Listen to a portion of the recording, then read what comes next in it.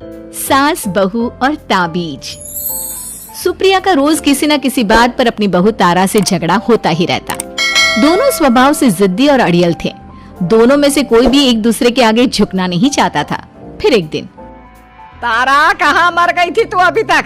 सुबह से शाम हो गई, घर में इतना काम पड़ा है, ये सब छोड़कर कहाँ मौज मस्ती करने गई थी? आपके घर के सारे काम करने का मैंने ठेका नहीं ले रखा। आप भी तो अपने दोस्तों के साथ किटी पार्टी करने जाती हैं, तब तो मैं आपको नहीं टोकती।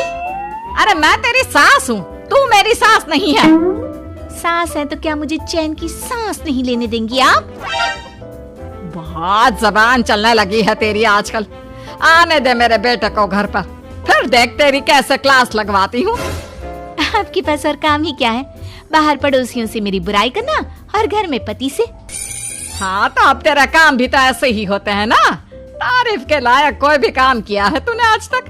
बस जुबान चलवा लो, कैंची से भी तेज चलती रहती है। सिर्फ जुबान ही नहीं, हाथ पैर भी चलते हैं, जिनकी वजह से आपको घर में इतनी सफाई देखने को मिलती है, वरना आपको तो अपनी किटी पार्टियों से फुर्सत नहीं मिलती। तो कहना क्या चाहती है?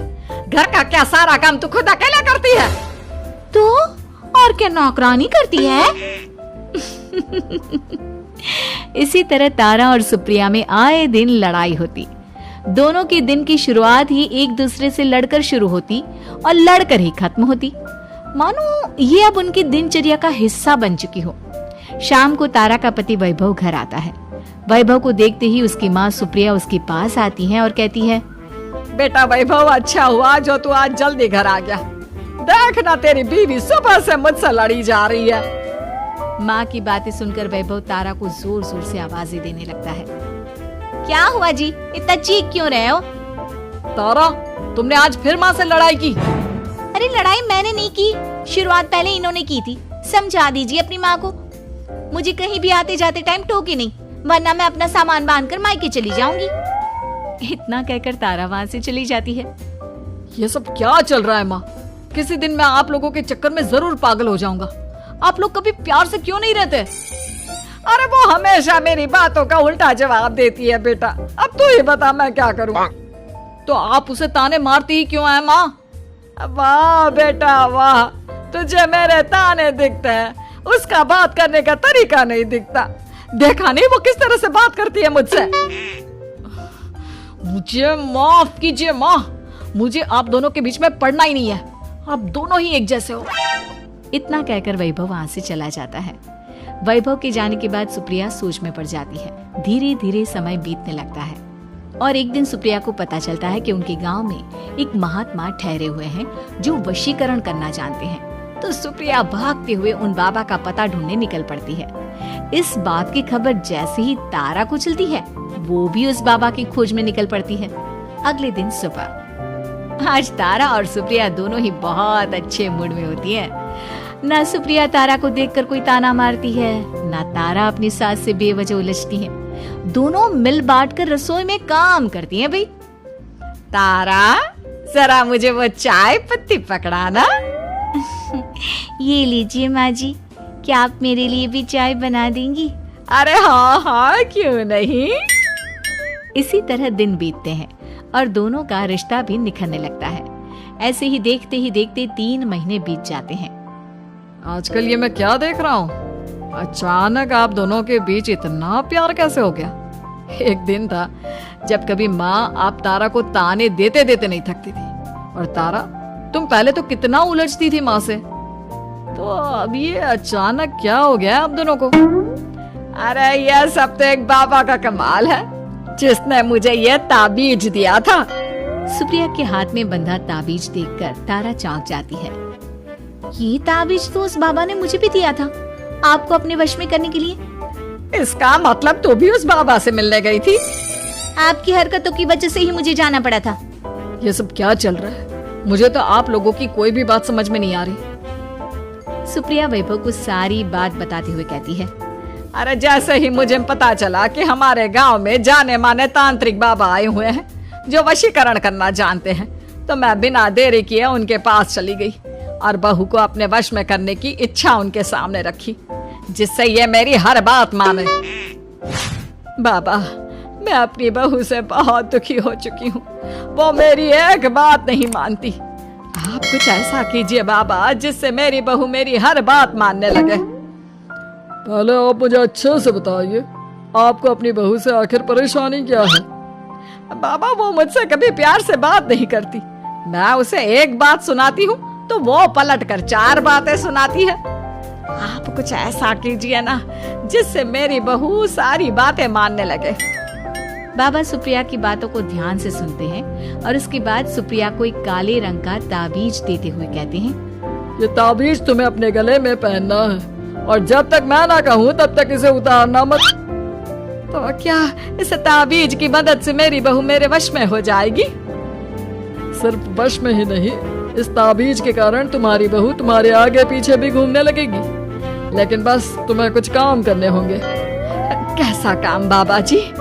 तुम्हें अपनी जुबान पर काबू रखना होगा। उससे जो भी काम करवाना हो हमेशा प्यार से बात करनी होगी। धीरे धीरे वो तुम्हारी मुट्ठी में आ जाएगी। अरे ठीक है बाबा जी, जैसा आप कहेंगे ठीक मैं वैसा ही करूंगी। तारा ये सब सुनकर चौंक जाती है। ऐसा ही कुछ तो मेरे साथ भी हुआ था जब मैं उस बाबा से मिलने गई थी। बाबा जी, मैं अपनी सास से बहुत तंग आ चुकी हूँ। वो हर रोज किसी न किसी बहाने मुझसे लड़ती रहती है। आप प्लीज कुछ ऐसा करिए ना जिससे मेरी सास सुधर जाए और मुझे बेवजह टोकना बंद कर दे। तारा की ये बातें सुनकर पहले तो बाबा सोच में पड़ जाते हैं। उसके बाद वो तारा को भी काले रंग का ताबीज पकड़ाते हुए कहते हैं, ये लो बिटिया, इसे अपने गले में पहन लो और जब तक मैं तुम्हें इसे उतारने के लिए ना बोलूं तब तक इसे उतारना नहीं। इस ताबीज को पहनने से तुम्हारी सास तुमसे प्यार करने लगेगी और दिन रात तुम्हारे आगे पीछे घूमेगी। ये सुनकर तारा बेहद खुश हो जाती है। बाबा, इस ताबीज का असर कब तक होगा? अगर तुमने मेरी सारी बातें मानी तो इस ताबीज का असर तुम्हें 2 दिन बाद ही दिखने लगेगा। उसके लिए सबसे पहले तुम्हें अपनी सास को इज्जत देनी होगी, उनके साथ प्यार से बर्ताव करना होगा और अगर कोई भी काम भी करवाना हो तो प्यार से ही बात करनी होगी। फिर देखना वो कैसे तुम्हारे इशारों पर नाचती है। ठीक है बाबा जी, जैसा आपने कहा है मैं ठीक वैसे ही करूंगी। इसका मतलब उस बाबा ने हम दोनों को एक जैसे ताबीज देकर पागल बना दिया। जरूर कोई ढोंगी बाबा होगा। इतने में ही बाबा भी उनके घर पहुंच जाते हैं और मुस्कुराते हुए उनकी ओर आते हैं और उनसे उनके हालचाल पूछते हुए कहते हैं, ताबीज का असर हुआ या नहीं? बाबा जी, आपने हमें एक ही जैसा ताबीज देकर पागल बनाया है। ऐसा कैसे? ताबीज ने अपना काम तो पूरा ही किया है। आप दोनों को देखकर लगता तो नहीं कि अब भी आप लोगों के बीच कोई खटपट है। खटपट तो नहीं है बाबा जी। अब तो मेरी बहू मेरी हर छोटी बड़ी जरूरतों का ख्याल रखती है, मेरी सेवा करती है। हाँ, वैसे अब तो मम्मी जी मुझे ताने भी नहीं देती और ना ही कहीं आने जाने में टोकती हैं। जानते हो ये सब कैसे संभव हुआ? कैसे बाबा जी? यह सब तुम दोनों के कारण ही संभव हुआ है। मैंने जो ताबीज दिया था वो सिर्फ एक धागा ही था।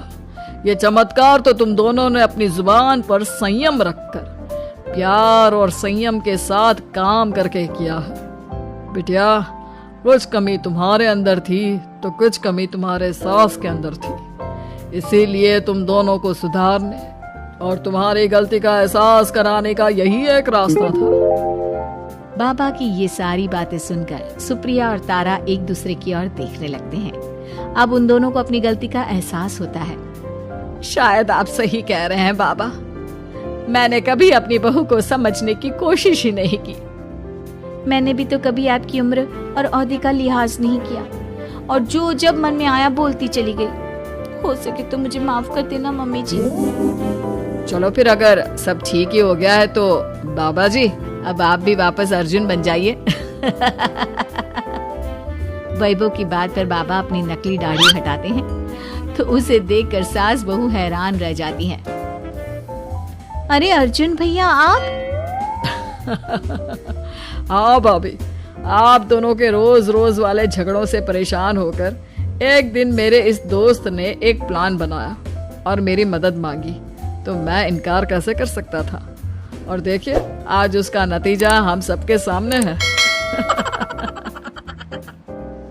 सब जोर जोर से हंसने लगते हैं।